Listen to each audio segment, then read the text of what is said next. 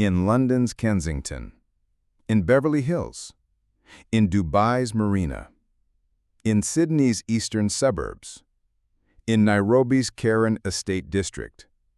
In all of those places, through all of those different cultures and climates and tax brackets, one car keeps appearing in the driveway. The Range Rover. It is not the fastest luxury car. It is not the most prestigious heritage mark. It breaks down more frequently than many of its competitors. Consumer satisfaction surveys have ranked its reliability well below rivals from Germany and Japan. And yet the Range Rover has become perhaps the most consistent rich person vehicle signal on Earth. Today we are going to decode how that happened and what the Range Rover's unlikely dominance reveals about the hidden psychology of status, land, and social class. The Range Rover was never designed to be a status symbol. The original model, launched in 1970, was designed to be a go-anywhere working vehicle, a practical tool for farmers, landowners, and people who needed to drive across uneven terrain. It sat between a Land Rover utility truck and a saloon car, capable off-road but comfortable enough for longer journeys. It was, in its original form, a vehicle with a clear functional purpose, one tied intimately to land ownership and the British countryside. That heritage turned out to be enormously useful, because land, in British and many other cultures, is one of the deepest status symbols there is. The landed gentry, families whose wealth derived from inherited land, represented the apex of the British social hierarchy for centuries. And the Range Rover, as a vehicle associated with that landed world, carried that resonance whether its driver owned any land or not. The car inherited the social meaning of the landscape it was built to cross.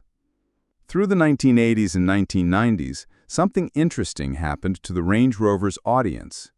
It began attracting wealthy urban buyers who had no agricultural connection whatsoever. The car was large.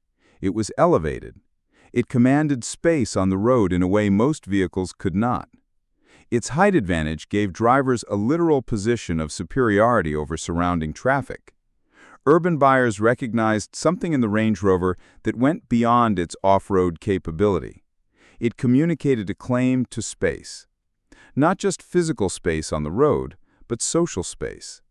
The implication was land, leisure, and the kind of wealth that does not need to announce itself through a sports car or a flashy emblem. The Range Rover's status signal was simultaneously aristocratic and modern. It did not look like wealth trying to perform. It looked like wealth that already had what it needed. This mattered enormously in cities where class signaling is a continuous background activity. A German sports sedan might signal corporate success. An Italian supercar signals conspicuous investment. But the Range Rover signaled something older and harder to manufacture, the social ease of someone who has always had enough space. Here is where the Range Rover story gets psychologically interesting. The vehicle's reliability record has been widely criticized across multiple model generations. J.D. Power, the automotive research firm, has ranked Land Rover, the brand that produces Range Rover, near the bottom of its initial quality study in multiple years. In the 2023 J.D. Power U.S. Initial Quality Study, Land Rover ranked among the lowest-scoring brands for new vehicle quality. And yet, this has not meaningfully damaged the Range Rover status value. In some circles, it may have enhanced it. Why? Because the ability to absorb the costs and inconveniences of a high-maintenance luxury vehicle is itself a status signal. When you can afford to run a vehicle that requires frequent service visits, that experiences periodic issues, and still keep it in your driveway, you are demonstrating resilience to financial friction that most people cannot afford. There is a related principle in Thorstein Veblen's theory of conspicuous consumption, what he called conspicuous waste.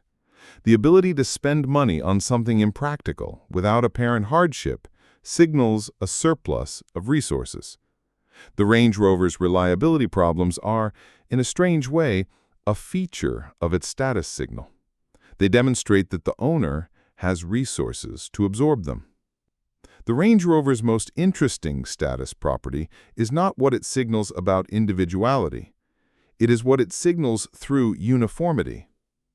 A Ferrari signals that its owner wants to be noticed as exceptional. A Range Rover, particularly in the colors and trims favored by its core buyers, Santorini Black, Carpathian Gray, Rossello Red, signals membership in a group that does not need to stand out. When everyone in a certain social circle drives a Range Rover, the car becomes a uniform. And uniforms are powerful. They signal that you belong to the group that wears this. You have cleared the membership requirements: price, taste, geography, social circle.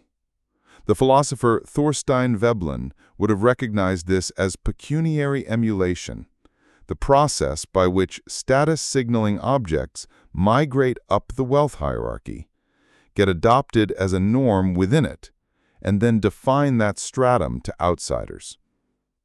The Range Rover is, in many of the world's wealthiest neighborhoods, not a choice. It is the default. And being the default in a wealthy neighborhood is exactly the point. The Range Rover was built for land. It became a symbol of land.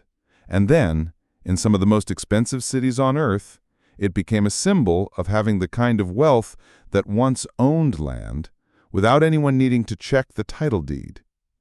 The car is expensive. The maintenance is higher than its competitors. The reliability is not its strongest suit. None of that matters. Because the Range Rover is not really selling transportation. It is selling the oldest, most stable form of status signal in the British, and increasingly the global, social vocabulary. It is selling land. You just cannot live in it. Subscribe to Status Theory for weekly decodes of what expensive objects are really communicating, because it is never just about the object.